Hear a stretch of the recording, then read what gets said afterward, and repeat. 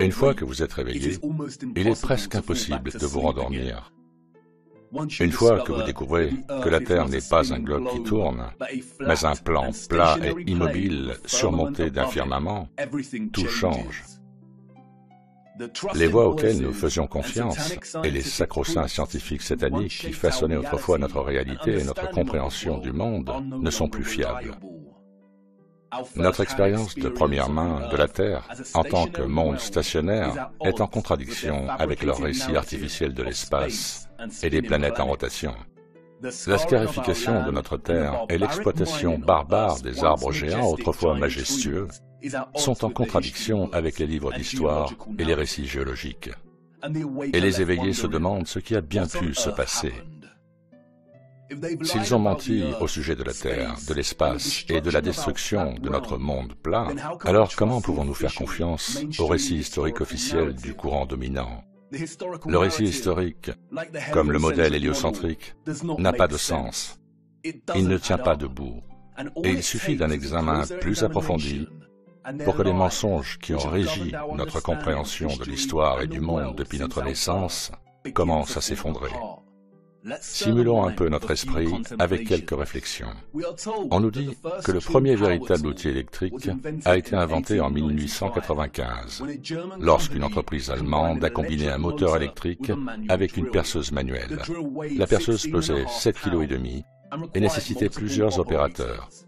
Ce n'est qu'en 1957 qu'une société appelée Bosch a commencé à concevoir des outils électriques en vrac, à la fois économiques et puissants. Alors, comment nos ancêtres historiques, un peuple primitif, sous-développé, ont-ils conçu et construit certaines des structures que nous connaissons? Qu'en est-il de toutes les gigantesques pierres monolithiques que nous voyons et qui ont été taillées avec une telle précision? Demandez-vous si vous pourriez reproduire cela aujourd'hui avec l'arsenal d'équipements dont nous disposons. Et que dire des magnifiques puits à degrés de l'Est? On nous dit que les puits à degrés étaient des puits à plusieurs étages construits par nos ancêtres primitifs afin de préserver l'approvisionnement en eau pendant les sécheresses. Mais regardez l'intrication et la complexité de ces structures. Regardez la magnificence et la finesse. Regardez la précision géométrique. Le tout creusé et façonné à l'aide d'outils manuels. Mais bien sûr, que dire des gigantesques réseaux de canaux que l'on trouve partout dans le monde? Le canal Erie en Amérique aurait été construit en 1817 et 1825. Il n'y avait pas d'ingénieurs civils en Amérique à cette époque. Les personnes chargées de planifier la construction étaient des novices, c'est ce que l'on nous dit. Le canal fait 12 mètres de large et 4 mètres de profondeur. Le canal d'Erie s'étend sur 584 km. Mais les émigrés irlandais et les animaux qui les accompagnaient ne devaient pas se contenter de creuser chaque jour. Ils ont dû abattre des centaines d'arbres en traversant la forêt vierge. Ils ont dû construire des aqueducs, ainsi que des écluses complexes et traverser l'escarpement du Niagara, un mur de calcaire dur de 24 mètres de haut. Ils ont dû utiliser de la poudre noire pour le traverser, nous dit-on, puisque la dynamite n'avait pas encore été inventée. Le canal s'étend sur 584 km et sa construction a duré 8 ans. Cela signifie qu'en moyenne, 1 kilomètre était achevé tous les 8 jours. Quel exploit! D'autant plus que les responsables étaient des novices et que les outils électriques et la dynamite n'avaient pas encore été inventés. Laissez-moi vous dire tout de suite que les pionniers des Amériques n'ont pas construit ces systèmes de canaux. Et que dire des grands et magnifiques châteaux disséminés dans notre monde? Saviez-vous que la plupart d'entre eux ont été conçus et construits sans système de plomberie ni méthode pour chauffer correctement les pièces? La royauté et les élites du passé se contentaient de survivre sans avoir accès au strict nécessaire, tant qu'ils pouvaient vivre dans le faste et le grandiose, tandis que les paysans, dans leur modeste demeure, jouissaient de la chaleur des longs hivers sombres. Je ne le pense pas. Et bien sûr, il y a l'impossibilité du grand complexe des pyramides de Gizeh. Les pyramides, nous dit-on, ont été construites quelque part autour de 2500 avant Jésus-Christ. La Grande Pyramide elle-même est constituée de 2,3 millions de blocs de calcaire et de granit, et sa structure globale pèse 6 millions de tonnes. Les plus grosses pierres de granit pèsent entre 20 et 80 tonnes chacune. 20 tonnes représentent 20 000 kilogrammes. Ces blocs ont été taillés dans des carrières avec des ciseaux en cuivre et auraient été transportés sur une distance de 800 km. Les soi-disant experts avancent l'hypothèse selon laquelle le travail des esclaves a été considérable. Être crédule et croire au récit officiel du travail des esclaves est une chose. Mais quelqu'un peut-il expliquer comment les puits d'aération de la Grande Pyramide s'alignent si bien avec les étoiles circumpolaires? Et puis il y a les curieux cas des forts à plan en étoiles, ou de ce que les menteurs officiels du monde appellent les fortifications bastionnées. Développées à la fin du XVe et au début du XVIe siècle, ces forts, nous dit-on, ont été conçus à l'époque de la poudre à canon et du canon. La conception géométrique offrait aux militaires d'une nation une protection contre les angles morts pendant les conflits. Mais bien sûr, nous savons tous que la meilleure protection pendant la guerre est de concevoir un fort avec un motif géométrique aussi précis. Un véritable historien s'est-il jamais penché sur la perfection de la géométrie ici? Nos ancêtres primitifs ne disposaient pas de la technologie nécessaire pour voir les structures d'en haut, mais ils sont tout de même parvenus à accomplir cela. Laissez-moi rire, c'est impossible. Nous ne pourrions pas produire une géométrie aussi parfaite à cette échelle aujourd'hui. Nous avons été trompés une fois de plus. Nous avons été endoctrinés au moyen d'un faux récit historique et d'une fausse chronologie. Et comme pour le stupide modèle héliocentrique, il suffit de regarder de plus près à ce récit pour que les choses commencent à s'effondrer et que les mensonges deviennent une évidence flagrante. En raison de leurs mensonges sataniques, reconstituer une chronologie historique précise et honnête est devenu un casse-tête impossible. Le récit officiel est une boîte de Pandore qui ne nous offre que de minuscules indices, des demi-vérités et des tromperies. Les coutures de notre véritable ligne de temps historique ont été desserrées, le contenu effacé et embrouillé, avant même que nous soyons nés dans ce monde. Et c'est là que réside le problème. Comment savoir où vous allez si vous ne savez pas où vous vous trouvez en premier lieu? Mais vous voyez, l'éveil est vraiment un cadeau. Une fois éveillés, nous apprenons que les réponses ont toujours été là, juste sous nos yeux. Nous avons toujours eu davantage que ce que nous savons, mais nous avons d'abord dû retrouver la vue, avant que les choses ne commencent à se mettre en place, avant que les choses ne commencent à avoir un peu plus de sens. Et nous revoilà, spectateurs, au bord du précipice d'un autre grand voyage. Et si je vous disais qu'avant nous, il existait une civilisation à l'origine de la technologie la plus avancée jamais développée, et que c'est sa compréhension des rouages de notre monde plat qui a été la clé de son innovation? Et si je vous disais qu'il est fort probable que notre véritable histoire, en tant que peuple, n'a commencé qu'il y a un peu plus de 200 ans? Me prendriez-vous pour un fou, une fois de plus? Est-ce que j'ai l'air aussi absurde que lorsque je vous ai dit pour la première fois que la Terre était plate? Peut-être. Et c'est pourquoi je dois vous le montrer. Ce que j'espère vous montrer est l'une des plus grandes dissimulations de tous les temps. Elle est au même niveau que le mensonge héliocentrique dans son énormité et l'impact qu'elle a sur l'humanité. Et comme je vais tenter de vous le montrer, elle est inextricable de la nature véritable de notre monde terrestre plat. Et vous ne pouvez pas comprendre l'un sans comprendre l'autre. Il n'y a pas de temps à perdre, car nous devons partir à la recherche du temps perdu. Au fond, c'est une histoire de tromperie. C'est aussi une histoire de fin et de commencement, de mort et de renaissance. Et s'il vous plaît, soyez indulgents avec moi. En raison des tromperies et des falsifications qui sous-tendent notre récit historique, cette histoire ne peut être racontée de manière linéaire. Nous devons faire des allers-retours dans le temps afin d'en tirer quelque chose qui nous rapproche un peu plus de la vérité. Il est également impératif de comprendre qu'à l'instar de la plupart des sciences contemporaines, l'histoire en tant que discipline a été corrompue il y a longtemps. Dans sa forme la plus innocente, une grande partie du récit historique établi est une conjecture, mais dans sa forme la plus grave, il s'agit d'un ensemble de mensonges convenus, comme l'a si bien dit Napoléon. Nous allons devoir plonger dans l'obscurité. Aucun historien ne sera là pour nous aider. Nous sommes seuls dans ce voyage. Notre voyage est une chasse pour des choses enfouies à la vue de tous.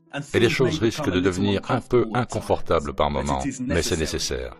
Nous nous accommodons d'un mensonge confortable depuis bien trop longtemps.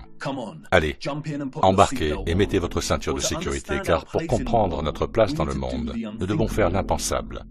Il est temps pour nous de faire un retour vers le futur.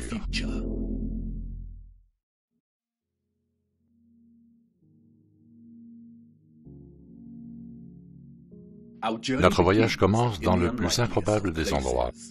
19e siècle, Saint-Pétersbourg. À son entrée, les saints hors de la cathédrale. La ville est froide, les brumes matinales se dissipent à l'approche du soleil, et nos bottes sont couvertes de boue. Nous sommes en 1860, et si Saint-Pétersbourg se dresse royal et fier, ses habitants sont introuvables. C'est calme, trop calme.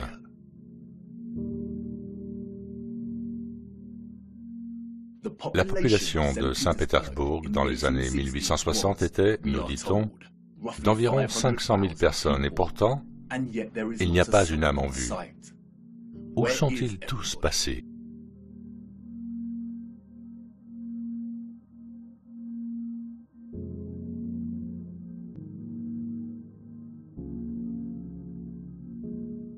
L'ombre longue de la colonne Alexandre nous donne un indice sur l'heure à laquelle le soleil passe au-dessus de cette région. Les ombres longues ne se produisent que le matin ou le soir. Ce doit être le matin, mais il semble que personne n'ait encore fait surface. Si nous parcourons 643 km jusqu'à Moscou, nous voyons la même chose. Des rues vides et calmes. En 1860, Moscou partageait une population similaire à celle de Saint-Pétersbourg, environ 500 000 citoyens. Mais là encore, où sont-ils tous passés?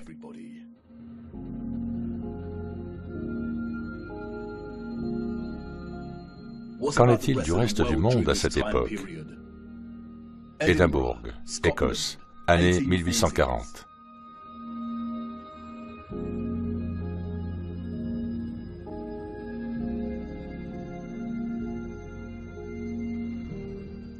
Copenhague, Danemark, année 1840. Dresde, Allemagne, année 1860.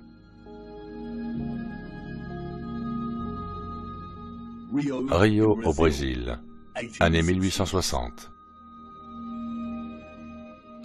Toronto, Canada, année 1860.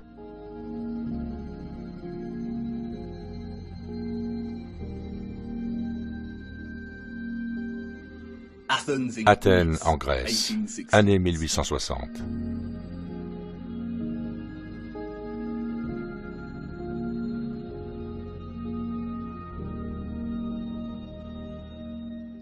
Et puis Londres, enfin, des gens.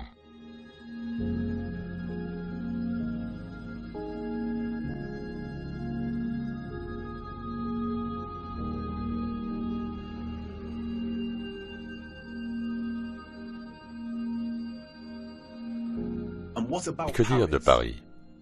Des gens, la vie.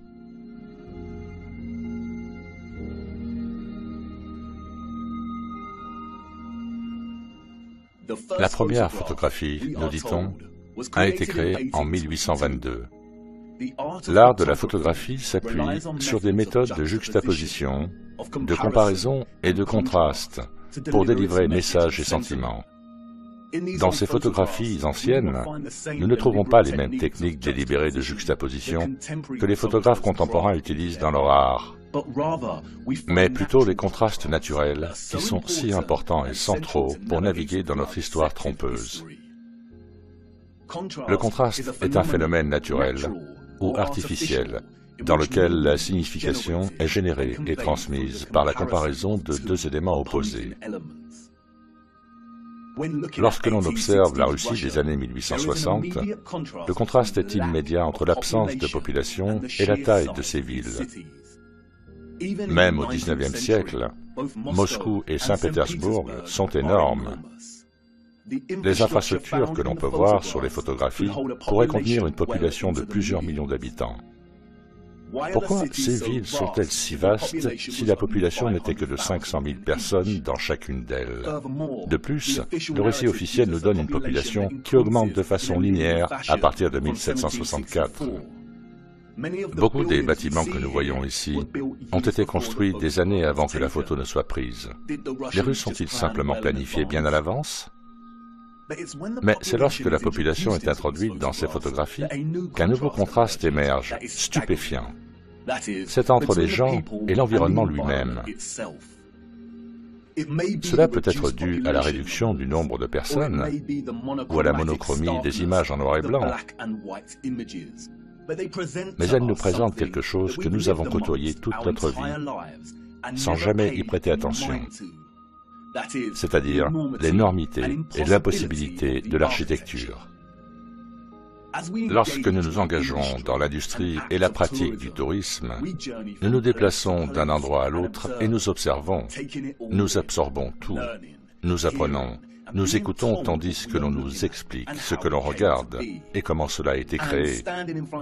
Devant une structure comme l'Arc de Triomphe à Paris, on peut même s'exclamer « Waouh, comment ont-ils fait ça ?» Mais le moment, inextricablement lié à l'agitation de la scène, nous empêche peut-être de nous poser cette question avec sincérité. Se tenir devant une structure comme l'Arc de Triomphe, pendant que la foule prend frénétiquement des photos sur ses smartphones, rend tout cela réel. Et nous concluons, avant d'être repoussés par de nouveaux touristes, eh bien, ils ont dû le faire d'une manière ou d'une autre, parce que je suis ici et que je le regarde. Au cours de notre endoctrinement à l'école, on nous montre rarement de vieilles photographies des grandes villes disséminées dans notre monde plat. Et peut-être pour une bonne raison. Car lorsque nous marinons sur des images comme celle-ci, et que l'on nous présente la preuve visuelle d'un peuple victorien très primitif, parsemé comme des sauterelles dans l'ombre de la plus magnifique architecture, grandiose et brillante qu'un être humain puisse jamais imaginer, nous commençons à avoir des doutes. En effet, comment ont-ils construit ça? L'Arc de Triomphe est constitué de 36 695 mètres cubes de calcaire et pèse 95 407 tonnes, soit un peu plus de 95 millions de kilos.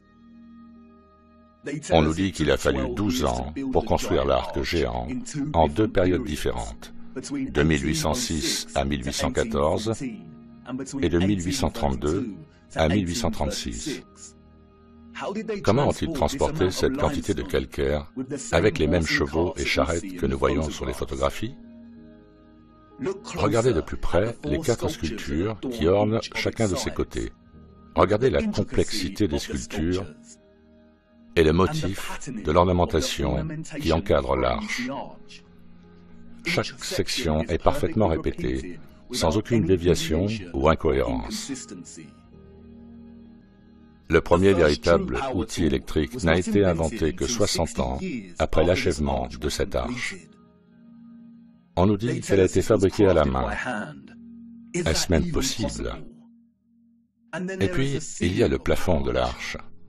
Des roses immaculées sculptées en 3 dimensions, parfaites dans leur symétrie géométrique. La nuance du détail et la finesse de chaque pétale et des bordures transversales est époustouflante. Regardez le reste de Paris à cette époque. Encore une fois, une pléthore de structures incroyables, gigantesques et magnifiques. L'infrastructure de la ville est grandiose, et les gens, ainsi que leurs moyens de transport, sont primitifs, peu sophistiqués, et ne semblent pas du tout développés au point de produire une ville comme celle-ci. Les routes sont mal pavées et irrégulières. Elles sont sales et boueuses. Nous voyons également à cette époque des bâtiments dont l'architecture s'aligne sur celle des habitants, des bâtiments en proportions difformes, moins développés et raffinés, charmants à leur manière mais grossiers dans leur utilisation du bois et du plâtre. C'est exactement le type d'architecture que l'on attend d'une génération vivant à l'ère du cheval et de la charrette, une génération ignorante des découvertes technologiques qui allaient suivre dans les années à venir. De plus, au moment de cette photographie, l'arche a environ 40 ans depuis son achèvement. Mais pouvez-vous voir à quel point certaines parties de la structure sont usées? L'altération de la pierre suggère que l'arche est beaucoup plus ancienne. Alors que nous approchons de la fin du XIXe siècle, nous constatons que les Moscovites se sont enfin décidés à quitter leur maison et à s'aventurer dans les rues. La fameuse place rouge est maintenant animée. La cathédrale Saint-Basile et la tour Spasskaya dominent le cadre de la place. La construction de la cathédrale Saint-Basile a commencé en 1555 et s'est achevée en 1561, soit 6 ans seulement. Elle a subi un énorme incendie en 1737 et a été restaurée pendant 20 ans. Mais regardez-là, quelle structure! Presque irréelle et ne ressemblant à aucune autre. Elle est composée de milliers de briques rouges et de tôles d'étain qui ont été façonnées pour former les dômes en oignon caractéristiques que nous voyons. Regardez de plus près la complexité des dômes. Comment ont-ils plié le métal pour atteindre une telle précision et perfection au XVIIIe siècle? Et encore une fois, s'ils avaient les compétences et le dévouement pour construire une telle merveille, pourquoi les conditions de la route sont-elles si mauvaises et couvertes de boue? Nous voyons ces incroyables structures et bâtiments partout sur les photographies du XIXe siècle. Nous avons le merveilleux palais de cristal de Londres, une structure monstrueuse avec la plus grande surface de verre jamais vue dans un bâtiment. Et tout cela construit avant que l'Angleterre n'ait une usine de fabrication de verre automatique. Nous avons la baie et le Parlement de Westminster. Nous avons l'ancien arc de Euston, construit en grès pur en 1837, et des rues non pavées et pleines de boue. Pourquoi ces gens n'ont-ils pas donné la priorité aux rues dans lesquelles ils marchaient? L'église Notre-Dame, le chef-d'œuvre de Dresde, en Allemagne, dont la splendeur complexe et opulente contraste directement avec les chariots déglingués et les charrettes tirées par des chevaux des gens en bas, un peuple dépendant du strict nécessaire, un peuple complètement éclipsé par sa taille et sa majesté. La bibliothèque du Parlement à Ottawa, Canada, construite sur une période de 17 ans. Les premiers colons importants sont arrivés en 1800. Et au moment de la construction, la ville comptait moins de 20 000 habitants. Une bibliothèque grandiose et majestueuse était-elle vraiment une priorité pour les colons? Pourquoi le bâtiment semble-t-il avoir été prélevé en Europe et collé au Canada? Même au début du siècle, 40 ans avant que Bosch ne fasse connaître l'outil électrique, nous avons l'ancienne gare Penn à New York. Regardez la taille de ce bâtiment, aux proportions complètement hallucinantes. Comme on peut le voir sur la photo, chaque motif octogonal sculpté sur le plafond du dôme arqué est plus grand qu'un seul être humain. Regardez les colonnes gigantesques et les détails des feuilles montantes qui décorent le sommet de chaque pilier. Et ils nous disent que cette station a pris 6 ans à construire, 6 années entières. Mais oui, bien sûr. Pourquoi sommes-nous si crédules? Même sans accès aux outils électriques modernes, aux pièces de construction de base et à la technologie des grues, nous ne pourrions pas reproduire cela aujourd'hui. Et plus important encore, nous ne reproduisons pas ce type d'architecture aujourd'hui. Les mentors officiels de notre monde ont un terme générique pour ce type d'architecture que nous voyons en Amérique du Nord. Ils l'appellent historisme. L'historisme est un terme inventé pour décrire un style d'architecture qui est de nature revival, ou, en d'autres termes, qui copie le style d'une autre période de temps. Les grands arches et les bâtiments avec des colonnes géantes que nous voyons sont construits dans le style classique ou gréco-romain. Et les cathédrales sont construites dans les styles Renaissance et gothique de l'Europe médiévale. Les éléments de ces styles architecturaux particuliers sont caractérisés par de grandes flèches, des fenêtres cintrées, des tours, des tourelles, des dômes, des voûtes à arcades, des sculptures, d'énormes portes, des fenêtres circulaires géométriques, des colonnes, des cadrans d'horloge et des clochers. Les traces de cette architecture impensable se trouvent littéralement partout dans toutes les villes et dans le monde d'aujourd'hui.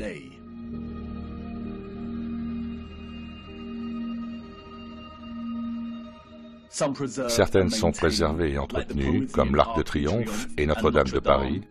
D'autres sont perdues et oubliées par le temps, comme l'Arche de Houston et l'ancienne gare Penn de New York. En tant que peuple, nous parcourons des kilomètres pour prendre nos propres photos de ces merveilles. Mais les photographes du XIXe siècle nous ont offert quelque chose qu'ils n'auraient jamais pensé donner à une génération future: la perspective. Nous voyons un peuple primitif sur fond d'infrastructures architecturales clairement avancées.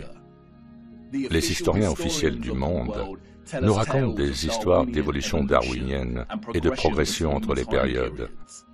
Les personnes qui sont venues après ont toujours été plus avancées dans leur façon de faire, affinant et redéfinissant les méthodes de la génération qui les a précédées. Si l'apogée de l'innovation et de l'industrie au XIXe siècle était encore le cheval et la charrette comme moyen de déplacement, alors, comme ces photographies nous le disent, ce style d'architecture était tout aussi impossible pour ceux qui vivaient dans les siècles précédents. Toute personne ayant une prédisposition à la réflexion et au questionnement peut immédiatement sentir, en regardant ces photographies, qu'il y a quelque chose de pourri au royaume du Danemark, que quelque chose ne va pas avec le récit historique dominant, que quelque chose ne colle pas.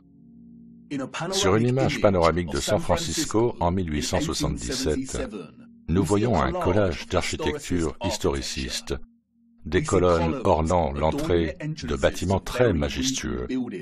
Ils se distinguent comme des épouvantails de certaines des cabanes en bois qui les entourent. Nous voyons des flèches et des tours gothiques au loin.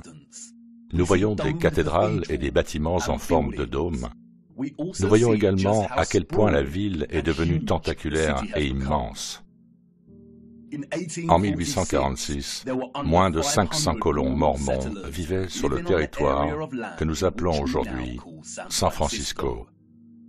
C'était Frontierland, prête à être conquise.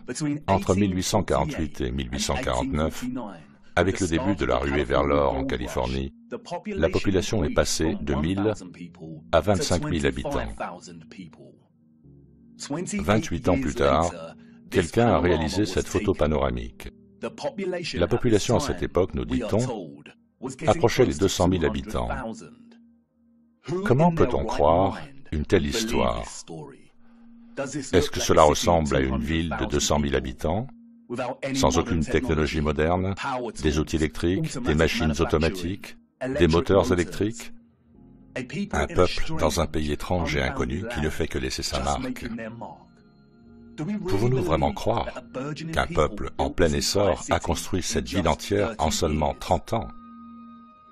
Et encore une fois, un tel calme, une telle immobilité. C'est la photographie d'une ville vide. Où sont tous les gens? L'ombre du poteau ici nous indique qu'il ne s'agit pas des premières heures du matin. Les ombres courtes n'apparaissent que vers midi. Une ville de cette taille à midi devrait être animée. Mais il n'y a pas une seule personne dans le plan de ce panorama. La seule vie que nous voyons est celle d'un cheval, sans aucun maître en vue. Il semble très improbable que tous les gens aient été priés de rester à l'intérieur parce qu'une séance de photos de paysages urbains avait lieu.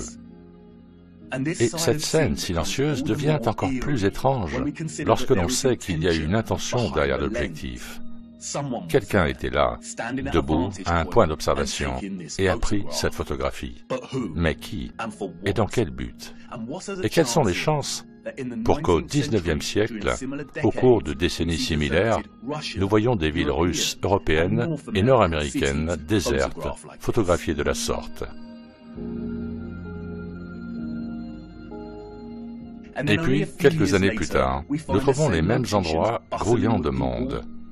Un peuple clairement incapable de construire l'architecture que l'on trouve dans ces villes. Et que faire de ces photographies? Si nous acceptons le récit et ces étranges anomalies, alors nous nous arrêtons ici et retournons à nos vies bien remplies. Mais le récit que nous avons reçu n'est pas la vérité. Et nous ne devrions accepter aucun récit, aussi officiel et certifié soit-il, à moins qu'il ne soit logique. Les personnes que nous voyons sur ces photos et leurs premiers ancêtres n'auraient pas pu construire la magnifique architecture que nous voyons. C'est une impossibilité. Allez, embarquez. Nous devons nous aventurer plus loin dans ces villes et regarder d'un peu plus près. Il doit y avoir des indices qui attendent d'être découverts pour nous aider à comprendre pourquoi ces villes sont vides. Attendez, qu'est-ce que vous dites? Vous voulez d'abord essuyer la boue de vos bottes? Ne vous embêtez pas, c'est une perte de temps. Allez, embarquez et allons-y, car c'est la boue qui nous offre quelques petits indices sur ce qui a pu se passer pendant cette période.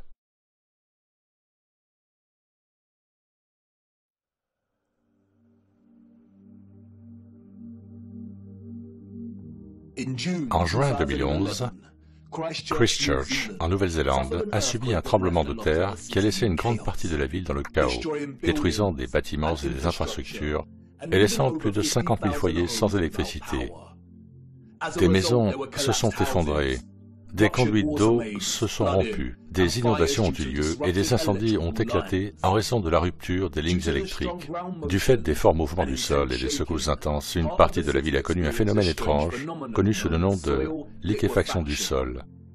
Des éboulements de sable ont émergé des routes asphaltées, faisant basculer et sombrer les voitures et provoquant la chute de blocs rocheux des collines, entraînant davantage de dommages aux habitations. La liquéfaction du sol se produit lorsqu'un sol saturé perd sa force et sa rigidité en réponse à une contrainte appliquée, comme des secousses ou d'autres changements soudains, comme une forte explosion. Un sol saturé, meuble ou du sable a tendance à se comprimer lorsqu'une charge est appliquée. Mais en cas de contrainte telle qu'une secousse ou une explosion, on observe le contraire.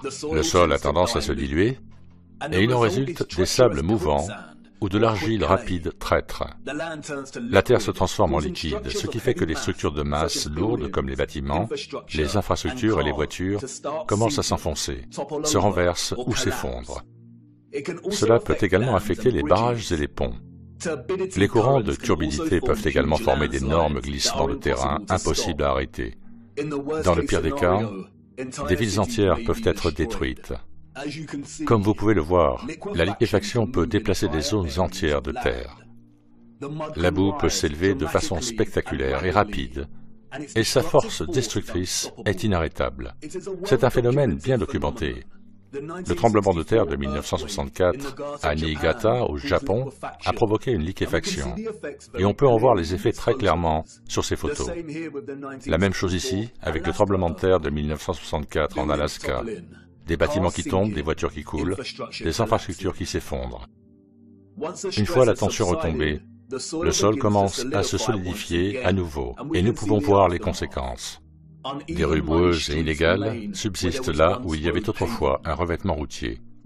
Si nous revenons aux photographies des villes du XIXe siècle, nous constatons une situation similaire ici. Les routes sont peu raffinées et pleines de boue. Nous voyons partout des routes inégales, grossières et boueuses, sans sophistication, sur fond d'architecture raffinée, sophistiquée et magnifique. Ces villes auraient-elles pu subir le même sort de liquéfaction du sol qu'à une époque plus récente? Peut-être. Mais malheureusement, les routes boueuses ne sont pas une preuve suffisante pour tirer des conclusions, n'est-ce pas? Les enfants sont ceux qui posent les questions les plus essentielles et les adultes, dans leur stupeur brumeuse, fournissent généralement les réponses les plus insatisfaisantes, régurgitant souvent des informations savantes et absurdes qui laissent l'imagination de l'enfant insatisfaite. En se traînant le long de ces routes boueuses du XIXe siècle et en observant son environnement, un enfant peut se demander « Pourquoi ont-ils construit les fenêtres si bas par rapport au sol ?» Et quelle excellente question! Oui, pourquoi en effet ont-ils construit des fenêtres au niveau du sol? Car voyez-vous, les personnes que nous voyons sur ces photos n'ont malheureusement pas construit cette architecture. Et peut-être que certaines d'entre elles, à un moment donné de leur vie quotidienne bien remplie, se posent exactement la même question. Nous le voyons partout. Fenêtres au niveau du sol.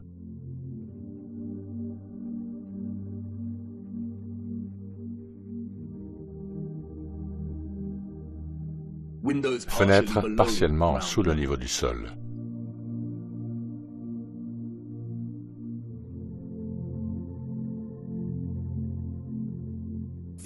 L'entrée du premier étage est surélevée par rapport au niveau du sol.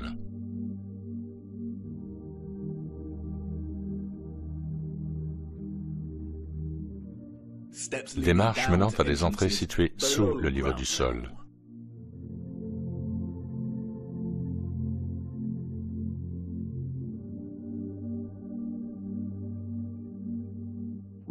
Nous pouvons le constater dans presque toutes les grandes villes de notre monde, à la fois sur des photographies anciennes et lorsque nous marchons dans les rues aujourd'hui. Et qu'est-ce que cela nous apprend? Qu'une société ayant accès à des outils de construction modestes, à des chevaux et à des charrettes, a construit ses infrastructures en dépensant d'innombrables heures et de l'énergie à défricher un terrain de plus de 3 mètres de profondeur pour commencer sa construction. La construction des sous-sols est un travail incroyablement difficile. Depuis le XXe siècle, les grandes machines d'excavation telles que les tractopelles et les engins à chargement frontal ont permis de réduire considérablement le temps et la main-d'œuvre nécessaires pour creuser un sous-sol par rapport au terrassement manuel avec une bêche. On pourrait peut-être dire que nos ancêtres historiques étaient aussi dévoués à l'architecture qu'ils construisaient, et que beaucoup des bâtiments enfoncés que nous voyons sont en fait dus à des élévations et à des dépressions dans le paysage naturel. Le récit officiel, toujours plein d'incohérences, suffirait peut-être s'il n'y avait pas de fouilles contemporaines. Lorsque nous regardons des photographies comme celle-ci, nous nous rendons immédiatement compte que ce que nous voyons, ce sont des fenêtres et des portes situées à 2 ou 3 mètres sous la surface du sol. Pourquoi y a-t-il des fenêtres et des portes sous terre?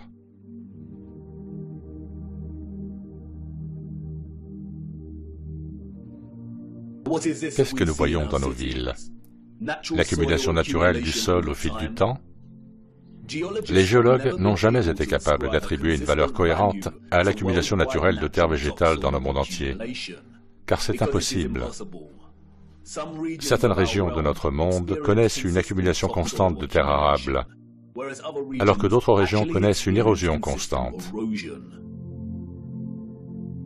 De nombreux historiens et archéologues ont noté que de nombreuses villes ont été détruites au cours des siècles par la guerre, un phénomène naturel comme les tremblements de terre, les cendres volcaniques et les inondations.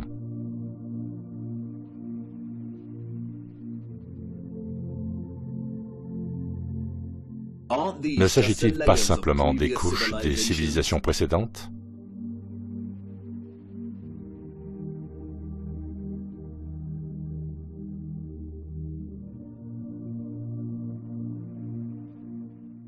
Non, ce n'est pas le cas. Nous voyons encore et encore des étages entiers de bâtiments qui correspondent à l'architecture existante au-dessus de la couche de terre.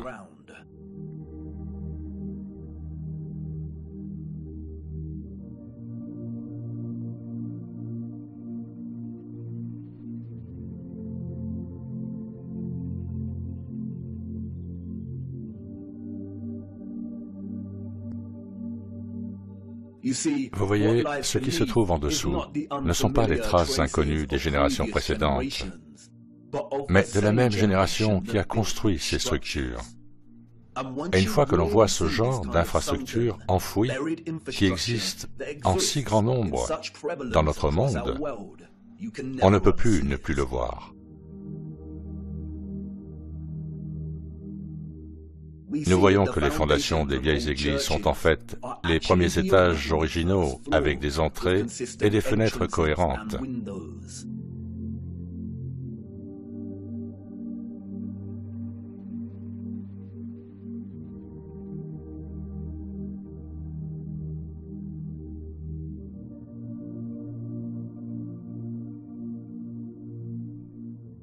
Nous voyons des mosaïques déterrées. Nous voyons des piliers, des colonnes et des arcs qui étaient à l'origine beaucoup plus grands. Et c'est la couche de terre qui a réduit leur taille, comme s'ils n'étaient pas assez grands pour commencer.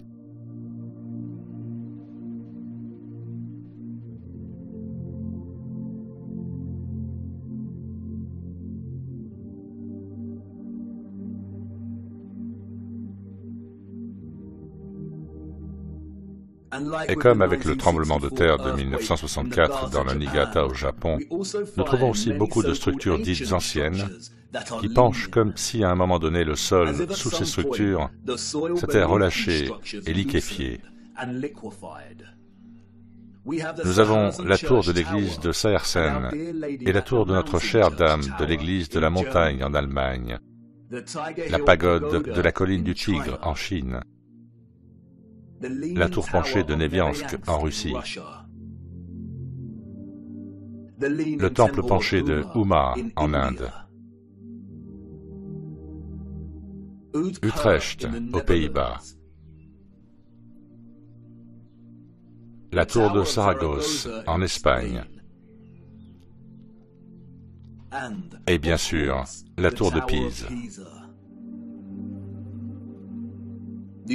Les menteurs officiels du monde entier tentent de justifier les structures enterrées et inclinées que nous voyons en nous racontant des histoires d'antiquité et de géologie en constante évolution. Mais cela devient plus compliqué pour eux lorsque nous tournons notre attention vers l'Amérique. Si nous devons croire leurs récits, alors tous les bâtiments que nous voyons sur les photographies du XIXe siècle des villes américaines en plein essor sont de construction récente. Pourquoi voyons-nous des structures célèbres, telles que le bâtiment du Capitole à Washington, avec une infrastructure cohérente qui s'enfonce très profondément dans le sol? Une fois de plus, les incohérences ne tiennent pas debout. Pourquoi un peuple sous-développé aurait-il gaspillé des ressources, de l'énergie et du temps à construire les fondations du bâtiment du Capitole pour qu'elles soient conformes au style de colonnes que nous trouvons au-dessus de la surface? Les fondations n'avaient pas à comporter de colonnes. Les colonnes, nous dit-on, sont un choix stylistique, pas un choix fonctionnel. Alors pourquoi ont-ils fait cela? En un mot, ils ne l'auraient pas fait.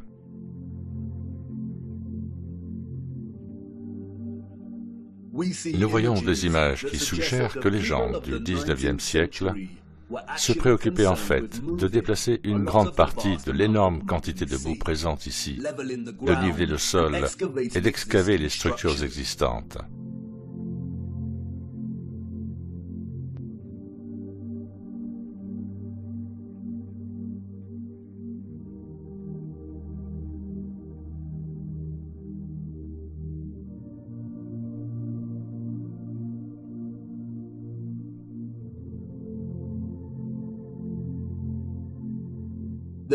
La cohérence et la prévalence de l'architecture enfouie à travers notre monde indiquent que ce qui s'est passé était un événement mondial, malgré les différences régionales dans l'accumulation et l'érosion naturelle de la couche arable.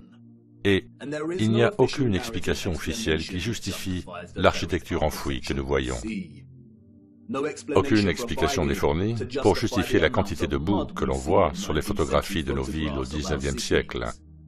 Sur les routes, des amas de boue provenant du déblaiement, des routes inégales, des terres ravagées, mais une architecture grandiose, parfaite et intacte. Applaudi par les spécialistes de la littérature pour son utilisation du brouillard en guise de métaphore pour brosser le portrait de Londres, centre corrompu au milieu d'une industrialisation galopante, beaucoup oublient que le roman « La maison d'Aprevent » de Charles Dickens, paru en 1852, s'ouvre en fait sur une image différente. Londres. Le premier trimestre est terminé depuis peu, et le Lord Chancellor siège dans le Lincoln's Inn Hall, temps impitoyable de novembre. Autant de boue dans les rues que si les eaux venaient de se retirer de la surface de la Terre. La liquéfaction a causé des ravages à Christchurch et dans le Niigata, mais il s'agissait de tremblements de terre isolés, et seules certaines parties de chaque ville ont été touchées. Il n'est pas possible qu'il y ait eu d'énormes tremblements de terre simultanés dans le monde entier au cours d'une période similaire, n'est-ce pas? Même Wikipédia nous dit que la liquéfaction peut se produire naturellement ou artificiellement à la suite d'un tremblement de terre ou d'un autre changement soudain des conditions de stress. Même si c'était le cas, nous ne voyons les mêmes dommages structurels aux bâtiments du XIXe siècle que dans des cas comme Christchurch et Niigata. La plupart de l'architecture enterrée que nous voyons est intacte. Elle est soit enfoncée, soit le niveau du sol a été relevé d'au moins 3 mètres, parfois de manière uniforme, et d'autres fois partiellement enterrée dans des collines de boue ondulantes, comme s'il y avait eu d'énormes glissements de terrain. L'étrange cas de l'architecture enfouie permet de tirer les conclusions suivantes. 1. Ce qui repose sous terre n'est pas les vestiges de civilisations antérieures. Le plus souvent, les structures enfouies sont conformes à l'architecture que nous voyons en surface. 2. Que les structures sont beaucoup plus grandes que ce que l'on soupçonnait à l'origine, et donc elles sont encore plus impossibles à construire pour une génération victorienne de chevaux et de charrettes, et celles qui les ont précédées. 3. Que l'accumulation naturelle de terre végétale et la liquéfaction du sol ne sont pas des explications satisfaisantes pour ce que nous voyons ici. Ce qui a eu lieu devait être quelque chose de beaucoup plus grand et répandu, comme un cataclysme terrestre, naturel ou artificiel de quelque sorte. Comme le montrent de nombreuses photographies, de nombreux citoyens des années 1800 étaient responsables du déplacement d'une grande partie de la boue, du nivellement du sol et de l'excavation des bâtiments, ce qui suggère que ce qui s'est passé s'est produit très récemment dans leur passé. L'absence totale de justification raisonnable pour l'architecture enterrée que nous voyons suggère que les contrôleurs de notre monde essaient délibérément de cacher ce qui s'est passé. Et qu'en est-il des villes désertes que nous voyons sur les photographies précédentes? Si ces villes étaient vraiment vides, nous devons nous demander pourquoi. Nous devons aussi nous demander comment tous ces gens sont arrivés là, en fin de compte. En l'espace d'une trentaine d'années, nous voyons une ville passer du stade de désert à celui de ville animée. Il est intéressant de noter que c'est Charles Dickens et plus généralement la littérature du XIXe siècle qui offrent quelques indices. 2 thèmes centraux traversent la littérature victorienne du XIXe siècle.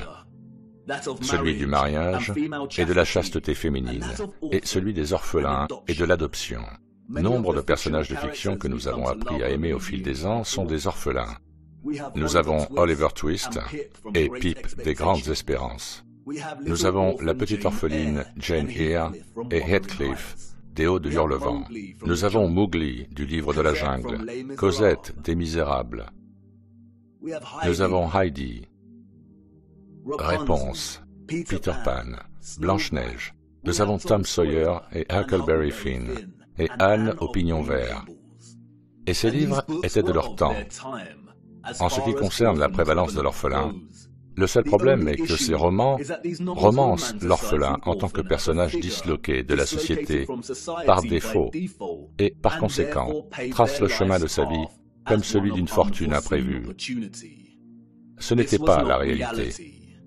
Le thème du mariage et de la chasteté que l'on retrouve dans tant d'œuvres littéraires du XIXe siècle, comme celle de Jane Austen, de Bronte, de George Eliot, Dickens, de Thomas Hardy, de Léon Tolstoï, de Victor Hugo et d'autres encore, n'était rien d'autre qu'une propagande soigneusement déguisée et bien écrite. dont le seul but était de solidifier et de justifier un cadre de valeurs sociales qui séparait les enfants de leur mère.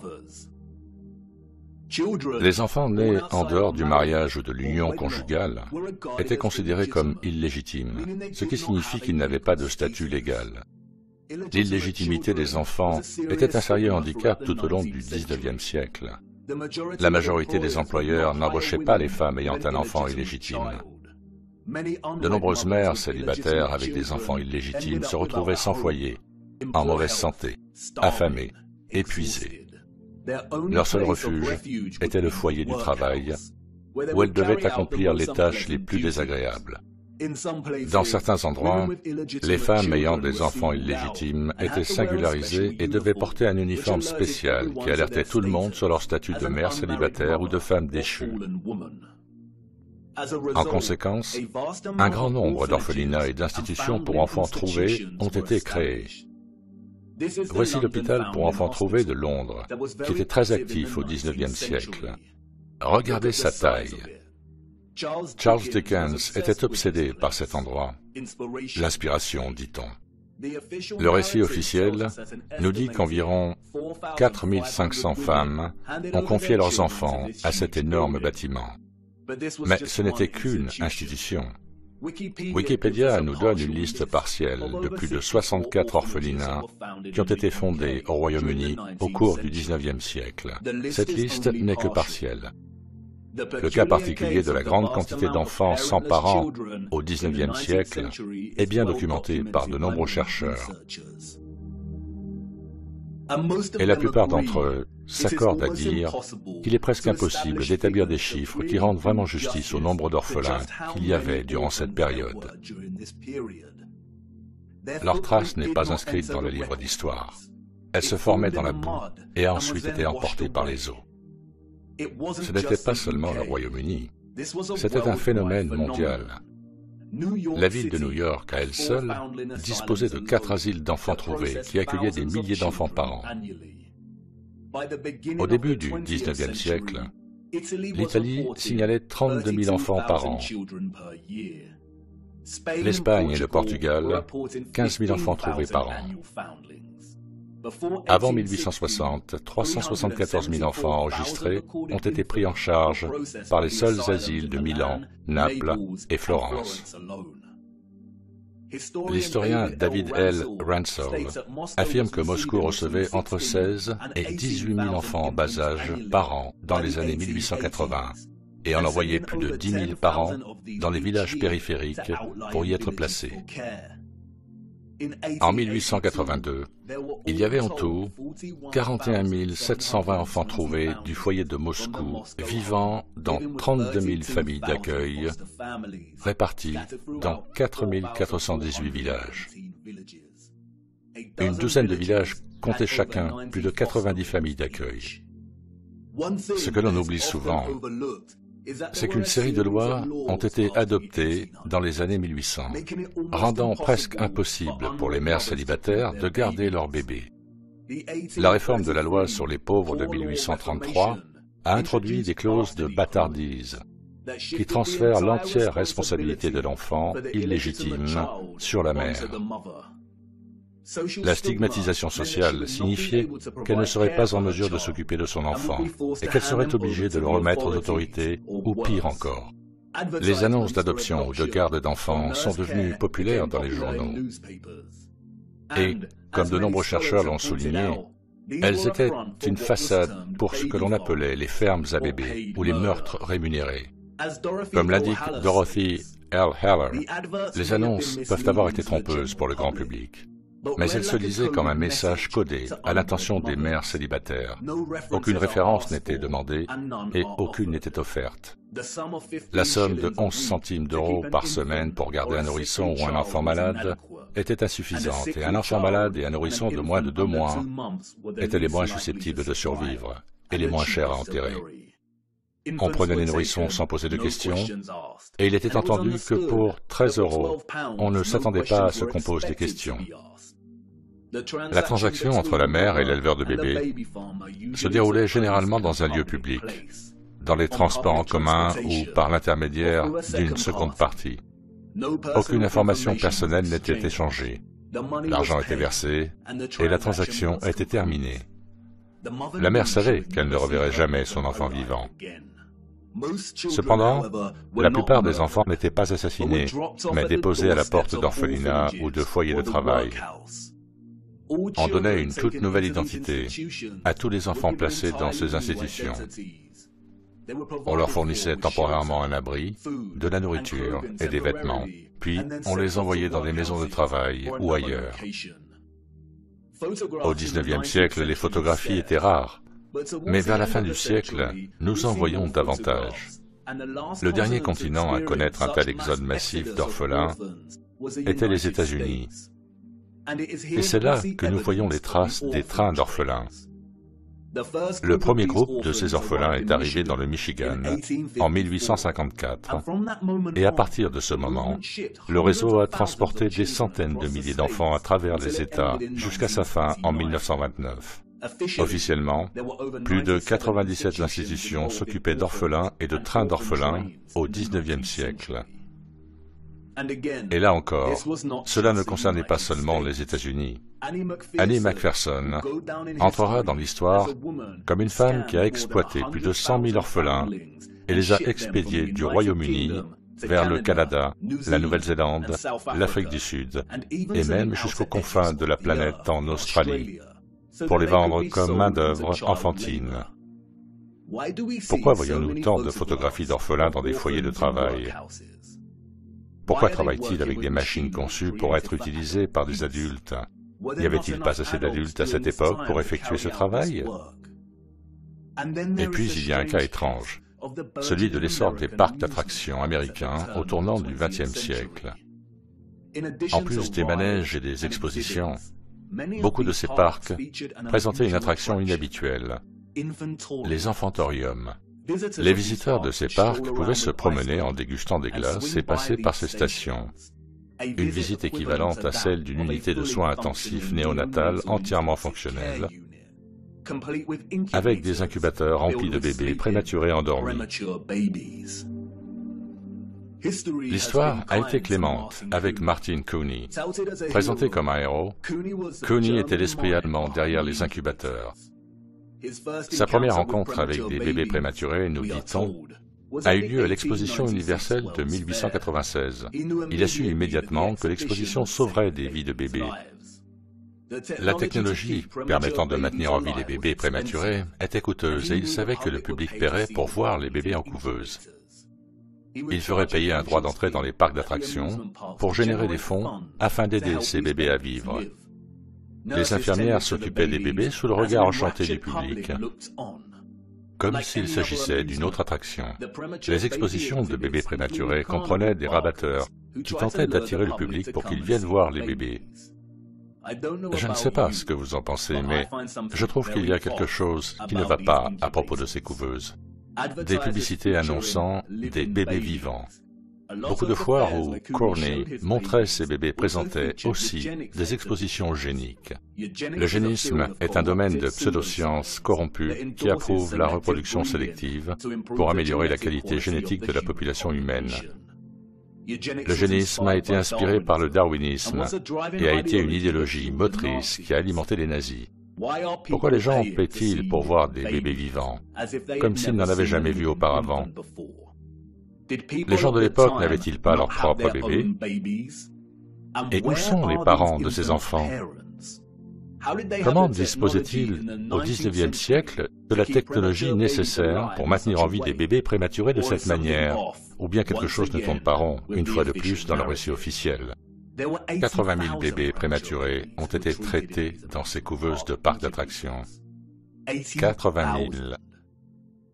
Les centaines de milliers d'orphelins au XIXe siècle sont à peine croyables. Les femmes étaient-elles vraiment si insouciantes? L'Amérique avait-elle au moins la population nécessaire pour justifier 80 000 bébés prématurés? Nous ne parlons pas ici d'orphelins, mais de bébés nés prématurément. Le récit n'est ni convaincant, ni réaliste. D'où venaient ces bébés? Les antécédents de Cooney sont encore plus troublants. Comme de nombreux historiens l'ont souligné, il n'avait pas de diplôme ou de formation médicale, et son histoire est très similaire à celle de la philanthropie peu convaincante qui entoure certaines de nos personnalités contemporaines qui n'ont pas non plus de diplôme médical. Et puis, il y a Mary Dressler, une star canadienne du cinéma muet et de la dépression. Elle a adopté un de ses bébés en couveuse. Ah, les célébrités et l'adoption. Le récit officiel nous laisse commodément en dehors de son histoire et nous dit qu'elle a peut-être eu une fille qui est morte en bas âge. Mais les photographies suggèrent le contraire. A-t-elle adopté son bébé couveuse dans l'une de ses foires? Ou les foires sont-elles une façade pour l'adoption illicite de bébés prématurés? Même s'ils étaient prématurés, cela signifiait-il qu'ils n'avaient pas de parents?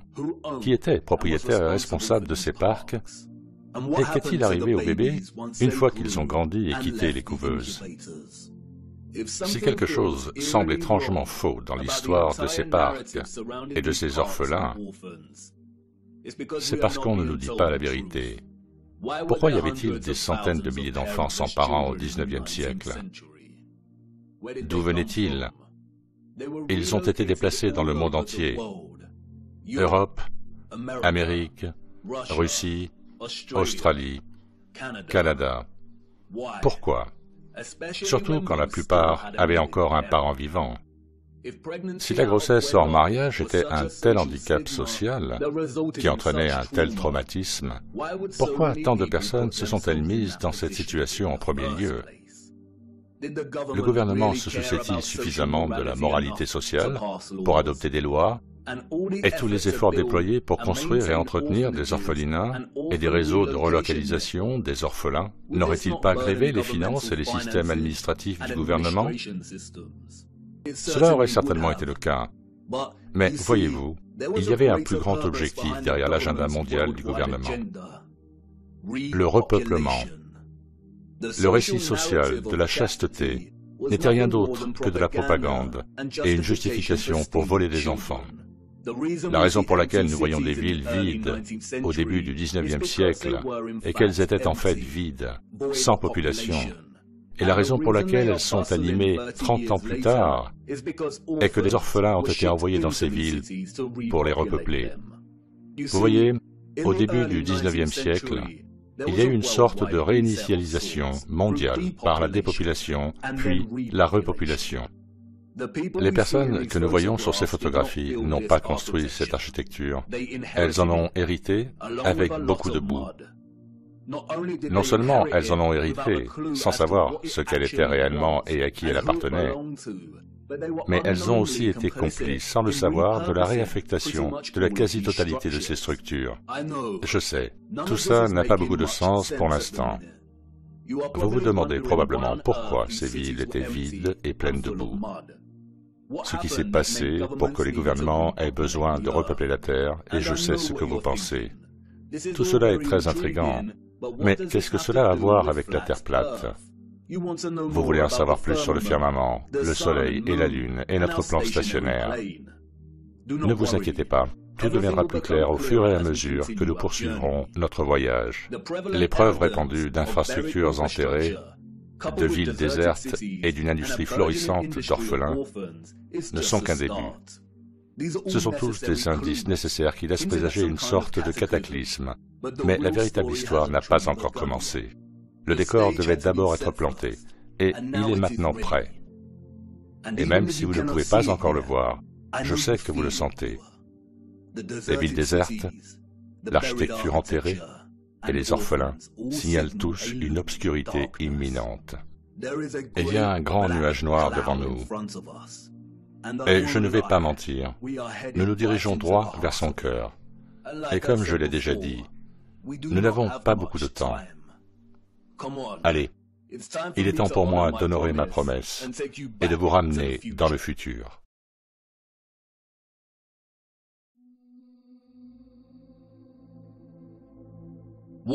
L'eau, une substance chimique inorganique, transparente et inodore, qui recouvre 70% de la surface connue de la Terre. Elle est la force vitale qui anime les organismes à base de carbone qui prospèrent sur notre Terre. Elle délimite et sépare nos terres et s'accumule et se solidifie dans les régions intérieures et extérieures de notre monde stationnaire plat. Dieu aurait dû envoyer un message aux habitants de la Terre et être précis en leur disant de surveiller l'eau, de méditer sur sa fonction et ses lois naturelles, car en leur temps, une grande tromperie serait jetée sur eux, comme l'ombre froide d'un roi inconnu et malfaisant. Et peut-être que Dieu a envoyé ce message sous la forme d'un déluge, mais que sa vérité a été mythifiée et enterrée, et que le mensonge s'est propagé en dépit de cela. L'eau immobile n'est ni courbe ni convexe. Les lois naturelles régissant une masse d'eau immobile insistent sur le fait qu'elle prend la forme exacte du récipient qu'elle remplit, et trouve et maintient toujours un niveau plat. L'eau immobile reste toujours plane. Et en regardant l'eau, lorsque nous nous tenons à un poste d'observation, lorsque nous voyageons en avion, et avant de prendre une gorgée de notre boisson, nous devons tous nous rappeler de ne jamais oublier cette loi. La plupart d'entre nous comprennent instinctivement les lois de l'eau. Et pourtant, beaucoup poursuivent leur vie quotidienne en participant volontairement au canular héliocentrique absurde. Mais pour nous, qui savons que notre Terre n'est pas une planète qui tourne dans le vide infini de l'espace, ceux qui ont étudié le Soleil avec diligence et se rendent compte que c'est le Soleil qui bouge et non la Terre, ceux qui ont tracé les racines illogiques des trajectoires de vol sur un modèle de globe et ont conclu que le modèle est incorrect, ceux qui savent que les lois de la densité régissent l'élévation et la chute des objets et ont étudié les lignes de fuite, ceux qui ont abandonné les lentilles télescopiques conventionnelles, ont réfléchi aux arcs-en-ciel, aux sun dogs et aux étoiles au-dessus de nous, savent que nous résidons dans un firmament en forme de dôme et qu'il y a de l'eau au-dessus de nous. Et ceux qui comprennent que tout notre système terrestre fermé est régi par la fréquence et la vibration de l'électromagnétisme, qui émane d'un pôle nord magnétique central. Nous sommes ceux qui se demandent comment nous nous sommes retrouvés dans ce fracas héliocentrique. Et si l'on médite assez longtemps sur les étoiles dans l'eau au-delà de notre firmament, et sur les fréquences et les vibrations de l'électromagnétisme qui les font scintiller à travers tant de nuances de couleurs vibrantes et de motifs géométriques, on pourrait peut-être, juste peut-être, se demander, y a-t-il quelque chose de plus dans l'électromagnétisme, quelque chose qui a été omis ou négligé, quelque chose d'indicible ou de caché? L'électromagnétisme est une force fondamentale de la Terre. Le champ électromagnétique prend la forme d'un tore dans lequel circulent toutes les fréquences et vibrations de l'électromagnétisme. Un tore est une surface tournante qui prend la forme d'un coussin.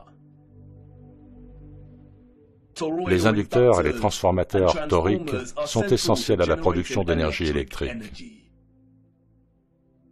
Il existe de nombreuses façons de produire de l'électromagnétisme. Nous en avons déjà examiné quelques-unes. Nous savons qu'un champ magnétique peut produire de l'électricité et que l'électricité peut produire un champ magnétique. Cela fonctionne dans les deux sens. Le magnétisme et l'électricité sont inextricables. C'est une danse de polarité. Les charges électriques se repoussent ou s'attirent. Les pôles magnétiques s'attirent ou se repoussent. Pour chaque pôle nord, il existe un pôle sud correspondant. Un courant électrique passant à l'intérieur d'un fil crée un champ magnétique correspondant à l'intérieur du fil, et un courant électrique est créé dans une boucle de fil lorsqu'elle est rapprochée ou éloignée d'un champ magnétique. Les aimants en fer à cheval sont des aimants permanents puissants. Leur forme, dans laquelle les deux pôles magnétiques sont proches l'un de l'autre, produit un champ magnétique puissant et élevé. L'aimant en fer à cheval peut également fonctionner comme un électroaimant. Le tout premier électroaimant a été inventé en 1824, nous dit-on. et se présentait sous la forme d'un aimant en fer à cheval. Sa puissance était évidente dès le début. Il ne pesait que 200 grammes, mais pouvait soulever 4 kg de fer. La clé de la puissance de l'aimant en fer à cheval est l'emplacement de ses pôles. Vous pouvez voir le champ magnétique ici, représenté par les lignes vectorielles. Si vous observez attentivement, vous pouvez voir que la concentration du champ magnétique est plus importante près des pôles de l'aimant. D'aussi loin que l'on se souvienne, on nous a présenté et divertis avec une certaine idée du futur. Pas nécessairement notre futur en tant qu'individu, mais l'avenir de l'humanité, de la technologie et de la société en général, que ce soit sous la forme de films hollywoodiens, et vous savez lesquels, les films d'action, les sagas de science-fiction et les films d'animation ou de littérature, de musique et d'exposition d'art. Dans ce domaine, nous voyons notre technologie portée à ses limites. Les véhicules volent, les ordinateurs vivent, les robots donnent un coup de main, les écrans holographiques décorent chaque pièce. Les villes continuent de s'élever et de dominer le ciel. Certains peuvent se téléporter, et les voyages dans l'espace sont désormais possibles et acceptés comme la norme. En dehors de la fiction, nous avons aussi des documentaires qui donnent à réfléchir et qui nous disent où nous allons, avec généralement la narration d'un vieil homme qui se lamente sur le chemin imparable que nous suivons. C'est très sérieux. Nous détruisons notre planète, la seule que nous ayons.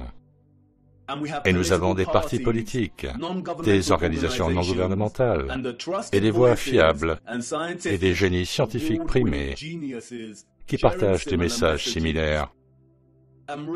Et en réalité, lorsque vous examinez de plus près la fiction et les faits allégués, ils partagent tous les mêmes prémices et principes sous-jacents. Nous devenons si avancés technologiquement que la planète sur laquelle nous résidons n'est plus suffisante ou ne peut plus soutenir notre activité. Les systèmes d'intelligence artificielle avancés, les vaisseaux volants, les percées dans le clonage et les lits médicaux signifient que le monde naturel a souffert en conséquence. Et, selon le type de genre que vous recherchez, la solution est soit 1. Que l'humanité périsse, peut-être détruite par les systèmes d'intelligence artificielle qu'elle a elle-même créés, ou peut-être par un virus naturel qui a muté et balaie la Terre pour rétablir l'équilibre naturel. Ou 2, que les humains disent au revoir à leur petite boule bleue solitaire et partent dans l'espace à la recherche d'un nouveau foyer. Mais voyez-vous, il n'y a pas de planète globulaire et il n'y a pas d'espace. Et par conséquent, toutes les visions du futur sont purement fictives et pas particulièrement innocentes. Ce que nous ne voyons toutefois pas souligné dans ces visions du futur, c'est le potentiel de l'électromagnétisme à transformer toute la vie humaine, la technologie et la société. Ce qui est étrange, quand on sait que toute vie et la Terre elle-même sont impossibles sans l'électromagnétisme. Pourquoi les visionnaires ne voudraient-ils pas explorer cela plus en détail? Serait-ce parce qu'ils n'en ont pas le droit? Serait-ce qu'ils ont peur de quelque chose? Peur de nous voir relier un peu trop de points? Peut-être.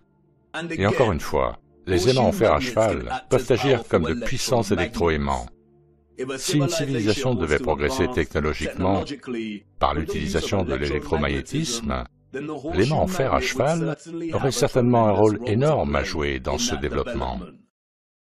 Oui, il le ferait certainement, et il l'a fait. L'aimant en fer à cheval, l'arc de triomphe.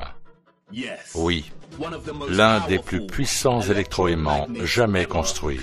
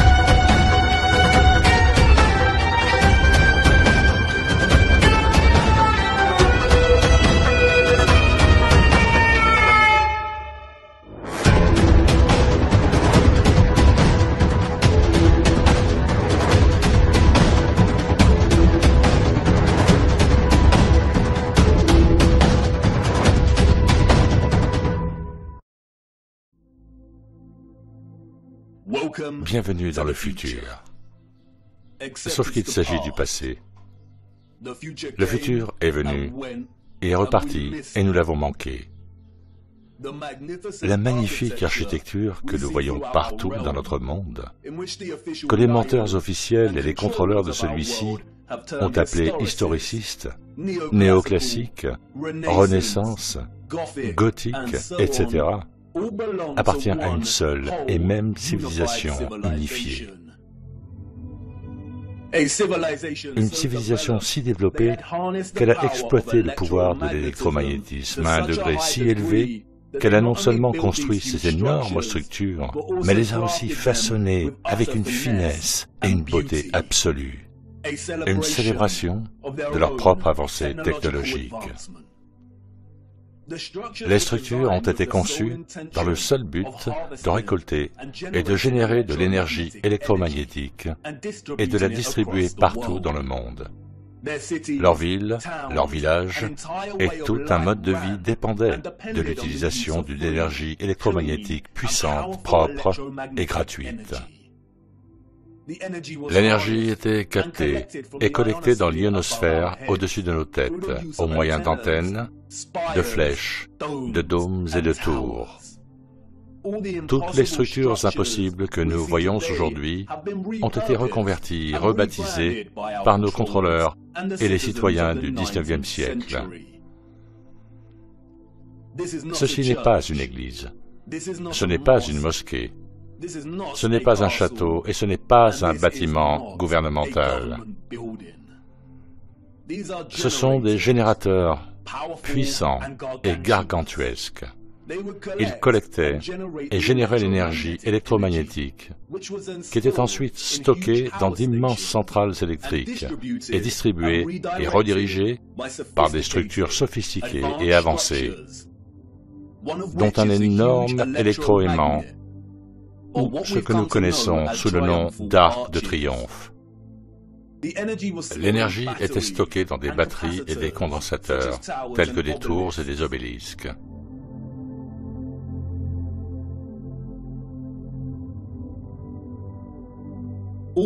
Toutes les villes ont été construites partout dans notre monde sous la forme d'un grand réseau électrique interconnecté, un peu comme une énorme carte mère d'ordinateur. Je sais déjà ce que vous pensez. Quoi? Il a finalement perdu la tête. Et il nous a eu avec la Terre plate. Mais là, c'est trop. Je sais. La programmation de secours est en train de se mettre en place. Mais avant de vous détourner pour partir et de balancer vos bottes boueuses, laissez-moi vous montrer comment cela fonctionnait. Comme vous le savez, nous vivons sur un plan plat et stationnaire.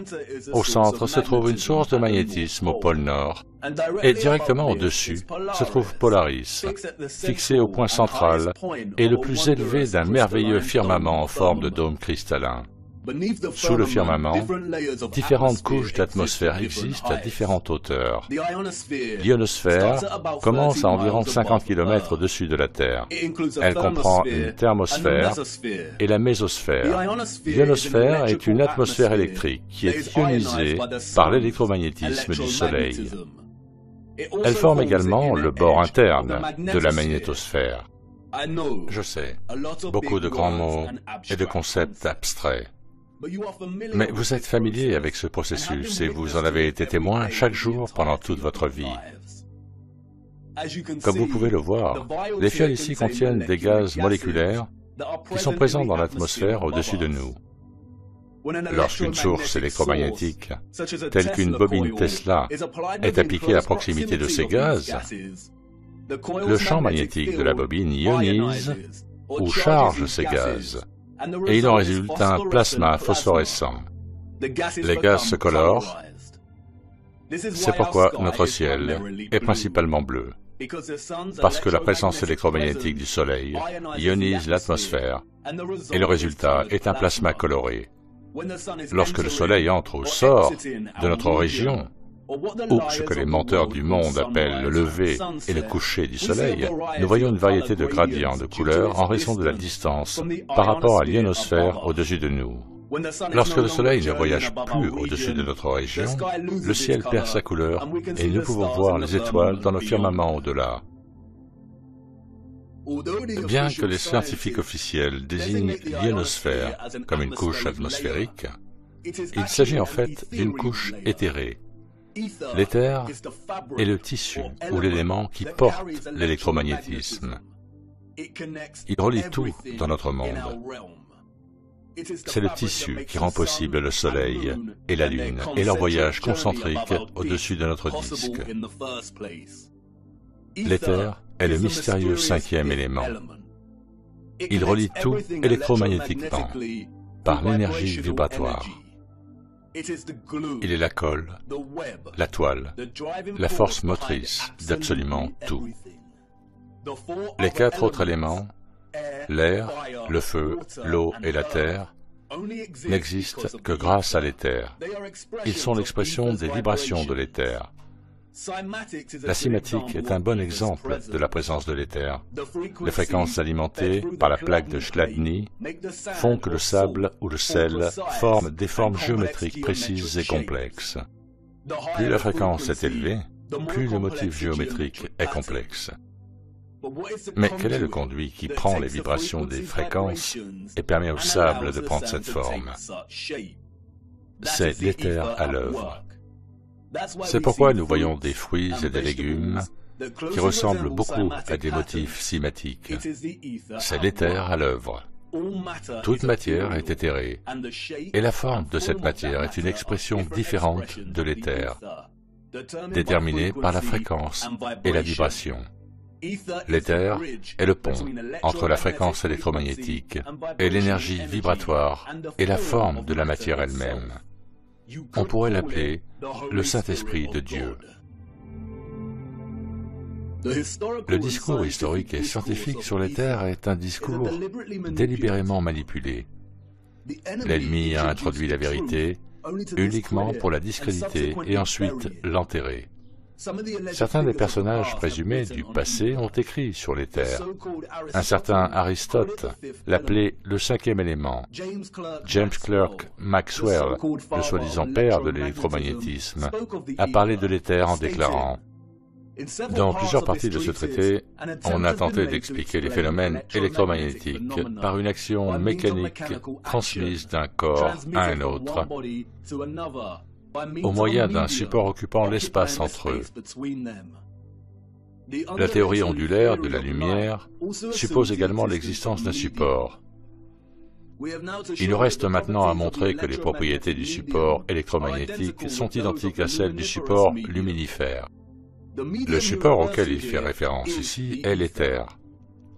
Albert Einstein et d'autres ont réussi à solidifier le modèle héliocentrique à travers des écoles frauduleuses de la pensée scientifique.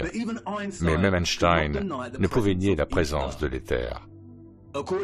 Selon la théorie générale de la relativité, l'espace est doté de qualités physiques. En ce sens, il existe donc un éther.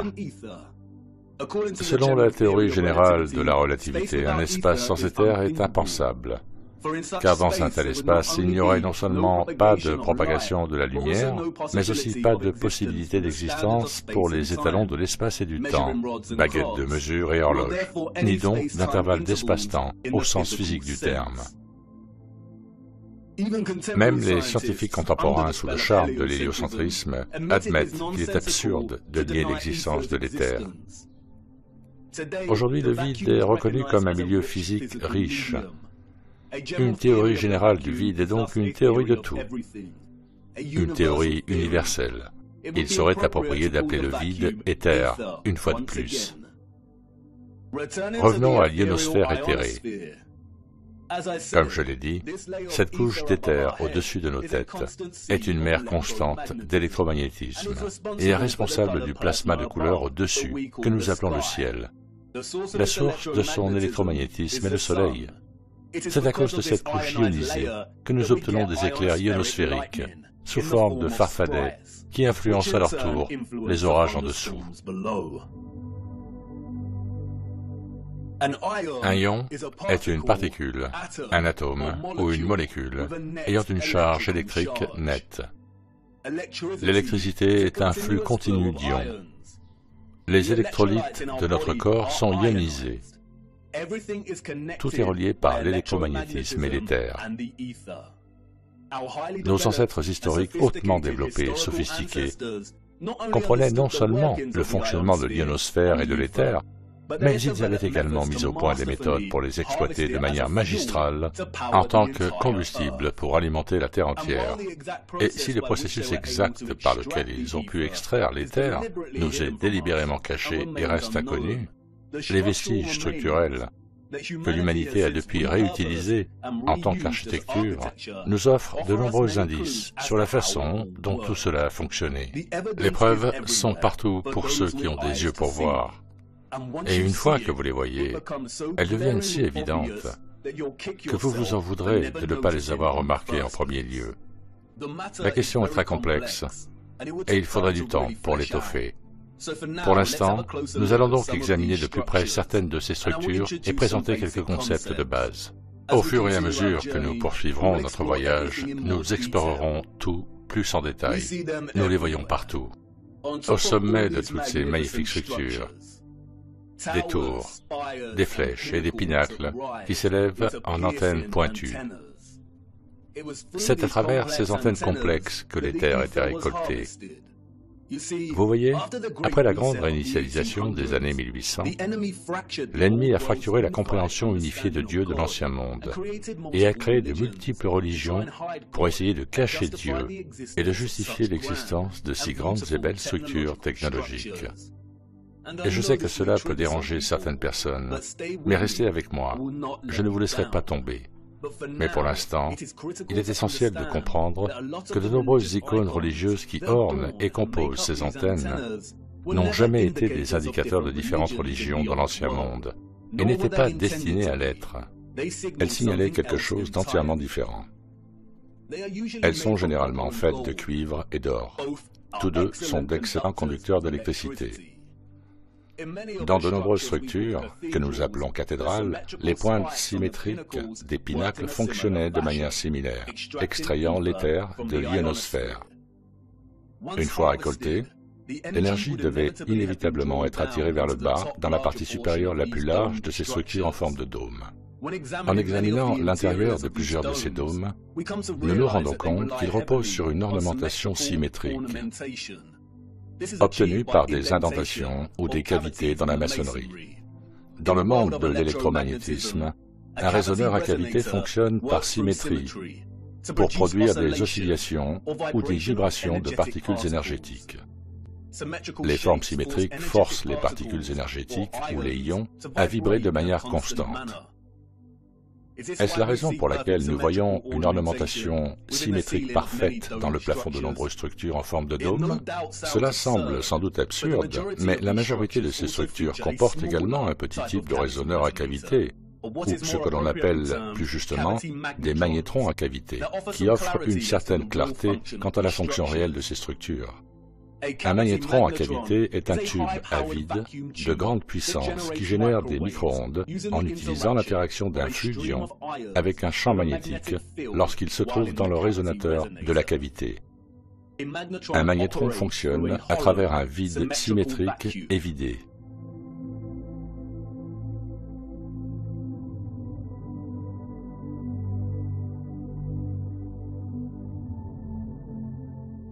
Il émet de puissantes micro-ondes qui peuvent servir de source d'énergie libre. Si vous brisez la symétrie ou fermez le vide, il ne fonctionne plus. Mais pouvez-vous voir la ressemblance? Ces structures n'ont jamais été conçues pour contenir du verre. Les contrôleurs ont ajouté le vitrail aux rosaces pour couper la fonction du magnétron. Ils ont fermé nos instruments d'énergie libre. Et ils sont partout dans ces structures.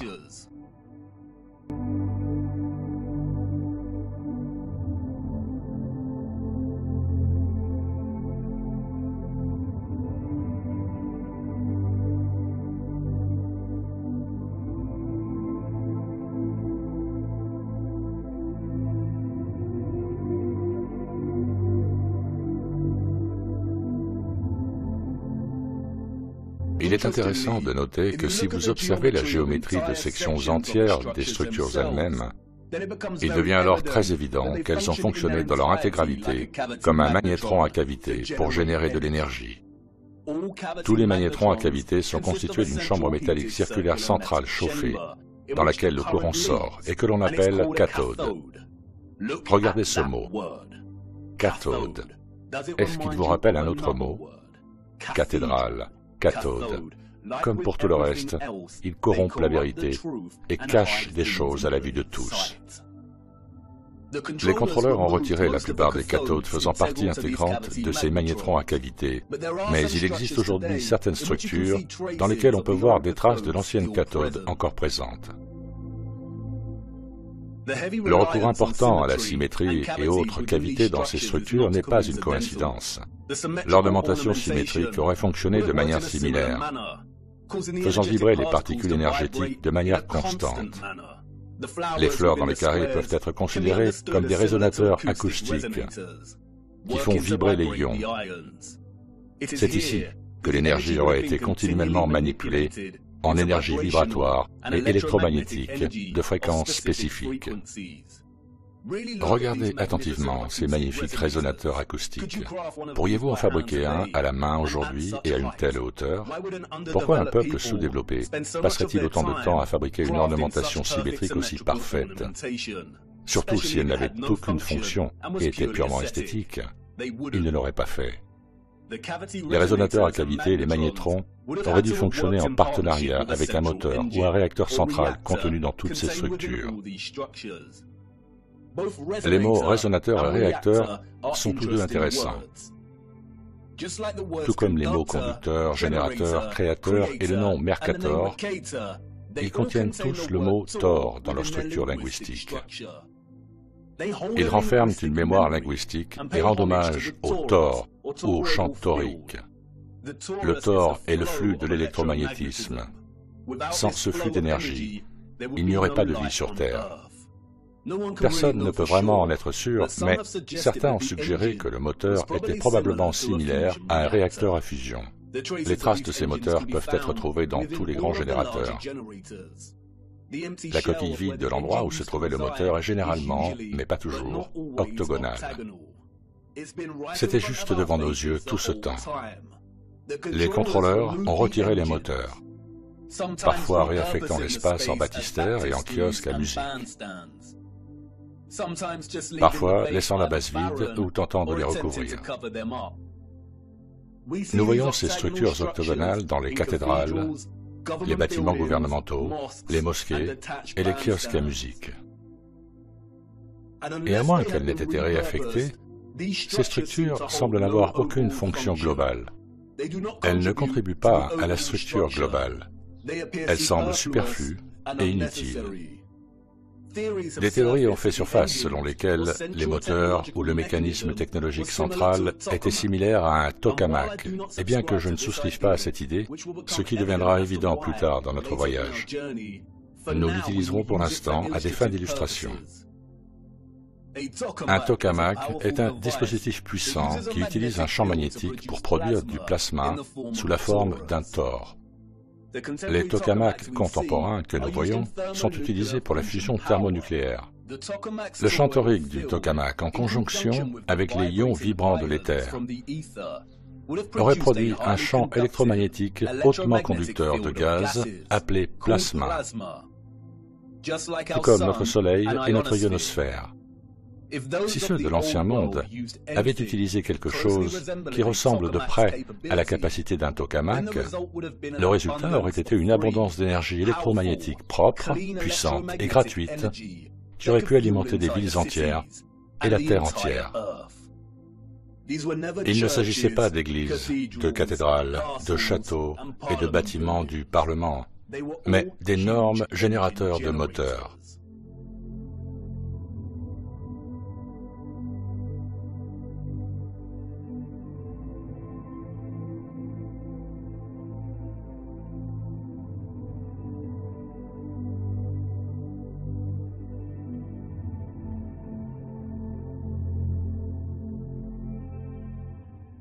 Les contrôleurs ont inventé des étiquettes et des termes tels que Renaissance, gréco-romain, et ainsi de suite, pour décrire le style de ces structures. Mais comme vous pouvez le voir, toutes ces magnifiques structures invraisemblables partagent toutes les mêmes principes structurels fondamentaux et la même conception malgré la période et les cultures. Et ce, parce qu'elles ont été créées dans le seul but de générer de l'énergie. Et ce n'est pas parce que ces structures n'ont jamais été utilisées pour la prière et le culte qu'elles n'étaient pas des lieux saints. Les civilisations du passé entretenaient une relation avec la source et l'Esprit Saint, ou l'éther, comme aucune autre. Et elles lui rendaient hommage, la révéraient et la remerciaient en construisant leur générateur avec tant de splendeur et de beauté. Et non seulement ça, mais ils ont construit l'ensemble de leur structure, statues et ornementation dans le respect de ce don, dans le respect de la production d'énergie, qui a rendu leur mode de vie possible en premier lieu. La couronne de laurier que les contrôleurs sataniques ont corrompue en s'appropriant le symbole et en le redésignant pour représenter Apollon et Lucifer est en fait une bobine torique. Et nous voyons la bobine torique dans toute l'infrastructure de l'Ancien Monde. Une bobine ayant à la fois une fonction et une célébration de cette fonction.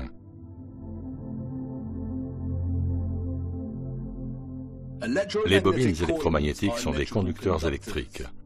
Elles sont utilisées dans des applications où le courant électrique interagit avec un champ magnétique, dans des dispositifs tels que les générateurs, les moteurs, les inducteurs et les transformateurs.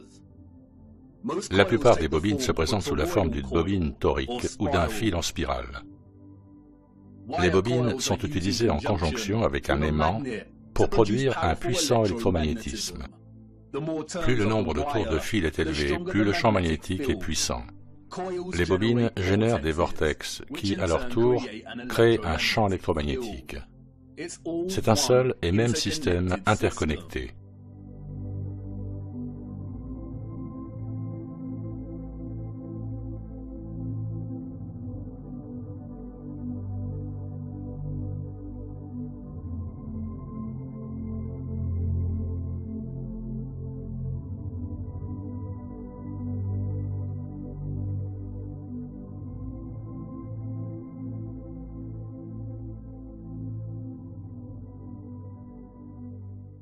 Et nous le voyons partout.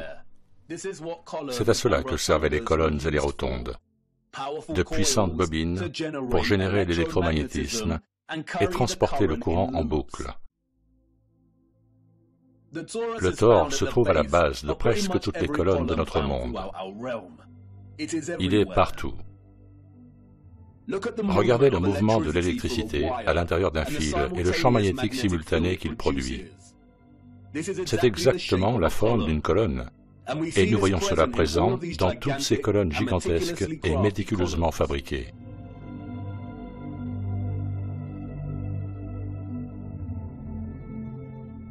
C'est pourquoi nous voyons le champ magnétique représenté au sommet de nombreuses colonnes. C'est le mouvement des ions dans le champ magnétique. C'est le mouvement du Thor et du vortex torique.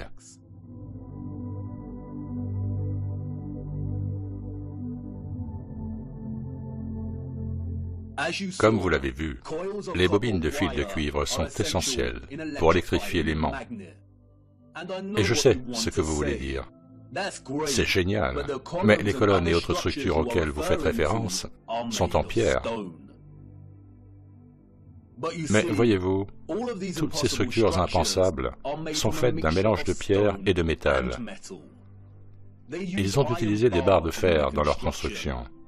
Le fer est magnétique.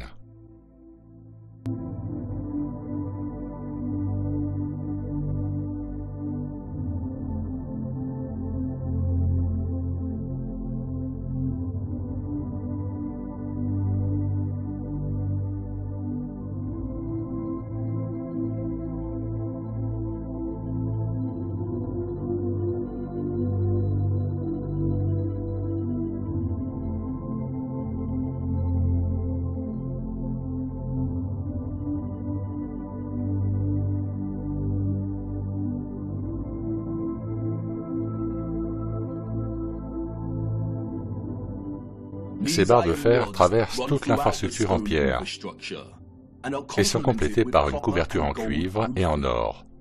Le cuivre et l'or sont de puissants conducteurs d'électricité.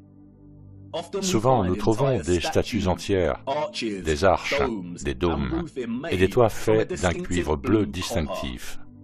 En outre, la pierre calcaire, le granit et la dolomie sont mélangés à du silicium cristallin ou du quartz. Le quartz a un fort potentiel électrique. Les colonnades et les arches que nous voyons partout étaient à l'origine des composants intégraux de l'infrastructure électromagnétique globale. Bien qu'elles soient également construites dans des formes géométriques qui reflètent le flux d'énergie électromagnétique, comme les bouches de bobines, les champs magnétiques en fer à cheval et les vortex toriques, comme tout ce qui était construit dans l'Ancien Monde, elles étaient à la fois fonctionnelles et conçues comme un hommage à cette fonction. Une grande quantité d'énergie éthérée était stockée dans des structures construites en briques rouges et en béton. Les briques rouges et le béton sont d'excellents conducteurs d'électricité. Ils fonctionnaient comme d'énormes condensateurs ou batteries. Selon de nouvelles recherches, les briques rouges peuvent être converties en unités de stockage d'énergie qui peuvent être chargées pour contenir de l'électricité comme une batterie et peuvent stocker de l'énergie jusqu'à ce qu'elle soit nécessaire pour alimenter des appareils. La clé de cette fonction de batterie inhérente à la brique rouge est l'oxyde de fer. Le développement et l'utilisation de la brique rouge sont essentiels et nous reviendrons sur ce sujet bien plus tard au cours de notre voyage. Les très grandes centrales et batteries en briques rouges étaient désignées et reconnaissables par leurs bandes blanches, comme la gare de Saint-Pancras à Londres, et de nombreuses autres structures célèbres. Cette désignation des centrales par des bandes rouges et blanches est encore utilisée aujourd'hui et constitue également un indicateur pour l'aimant. Certaines étaient construites en bleu, noir et marron avec des rayures blanches. Les tours, les obélisques et les petites tours d'horloge fonctionnaient comme des condensateurs intermédiaires ou des batteries pour stocker, distribuer et fournir de l'énergie à travers le réseau. Toute la Terre de notre monde plat était connectée en un seul réseau, un système complexe interconnecté de production, de distribution et de consommation d'énergie libre. Ce réseau a été déstabilisé et désactivé quelque part entre le XVIIe siècle et le XIXe siècle. Les réseaux électriques de ce type ne fonctionnent pas sur une masse sphérique. Nos ancêtres historiques savaient que la Terre sur laquelle ils marchaient était plate. Ce type d'avancée technologique futuriste est le résultat d'une civilisation qui savait exactement sur quel type de terre elle vivait. Ils n'étaient pas soumis aux mêmes tromperies et abus sataniques que nous. Ils n'ont pas été élevés en croyant qu'ils vivaient sur un rocher globulaire solitaire, tournant dans le vide de l'espace. Les véritables propriétés électromagnétiques éthérées de la Terre ne leur étaient pas cachées. Ils savaient qu'il y avait un firmament bombé au-dessus de leur tête. Ils l'ont étudié, ils ont imité ses propriétés et ont compris sa relation centrale avec toute l'existence éthérée de l'électromagnétisme. Ils vénéraient la magnificence de son art et montraient leur plus grande gratitude à la source, à Dieu et au Saint-Esprit éthéré pour leur avoir donné tout ce dont ils avaient besoin. Regardez. Des dômes.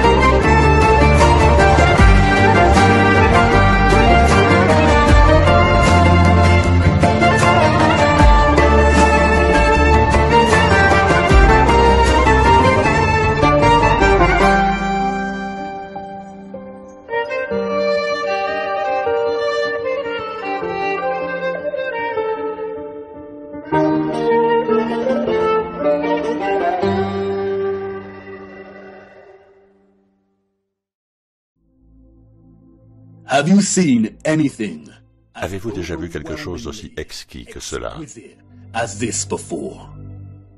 Comment avons-nous pu vivre toute notre vie sans envisager sérieusement le caractère inimaginable de ces structures? Comment avons-nous vécu toute notre vie en marchant parmi les squelettes d'un futur oublié depuis longtemps? Je sais, cela fait beaucoup à assimiler. Et je sais que l'image n'est pas encore bien formée dans votre esprit. Il est difficile d'imaginer un réseau électromagnétique interconnecté de cette taille sur toute la Terre. Et la nature technique de l'électromagnétisme n'aide pas. Et je sais que vous vous posez beaucoup de questions. Qui étaient ces gens ou ces êtres qui ont construit ces structures? Où sont-ils allés? Et pourquoi les réseaux électriques ont-ils été désactivés? Qu'en est-il de toute l'iconographie religieuse et de l'art que nous voyons à l'intérieur des cathédrales et des mosquées? Qu'en est-il de toutes les histoires et photographies que nous avons de la construction de ces structures? Qu'en est-il des Romains et des Grecs? Qu'en est-il de certaines des grandes mosquées qui ont été construites récemment? Et si ce que vous nous dites est vrai, comment distribuait-il et stockait-il toute cette énergie comme vous le dites? Était-ce similaire à nos signaux Wi-Fi et radio? Nous aborderons toutes ces questions en temps voulu. Nous avons à peine effleuré la surface. Mais pour l'instant, c'est la dernière question qui est importante. Comment distribuait-il et stockait-il toute cette énergie et sous quelle forme? Car voyez-vous, nos ancêtres historiques et sophistiqués ont fait quelque chose que nous, en tant que société, avons fini par négliger. Ils observaient l'eau, et ils l'observaient de près, ici même sur Terre, et au-delà du firmament. Venez, laissez-moi vous montrer.